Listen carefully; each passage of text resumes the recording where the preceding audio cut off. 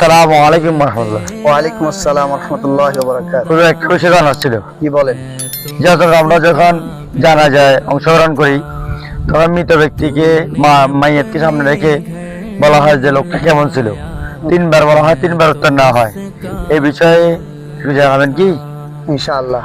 আসলে এর গ্রহণযোগ্যতা শরীয়তে মোটেই নেই, কারণ জি। এইভাবে স্বীকৃতি নেওয়া রাসূলুল্লাহ সাল্লাল্লাহু আলাইহি ওয়াসাল্লাম থেকে, সাহাবা একরাম থেকে, তাবিঈন থেকে একেবারেই এটা সাবেত নেই।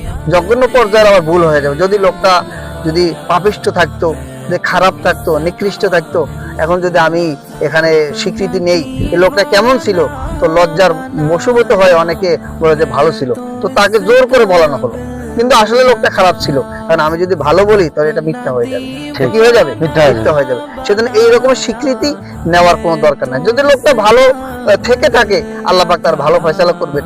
খারাপ থেকে তাহলে খারাপ ফয়সালা করবেন। হ্যাঁ, আমরা তার জন্য দোয়া করবো, আল্লাহ পাক যাতে করে তাকে কি করে দেন, ক্ষমা করে দেন। কিন্তু তাই বলে আমরা এইভাবে জানাজার পূর্বে এইভাবে স্বীকৃতি নেওয়া, এটা শরীয়ত কখনো সাপোর্ট করে না। আশা করি উত্তরটা পেয়েছে। জি, পেয়েছি, আলহামদুলিল্লাহ।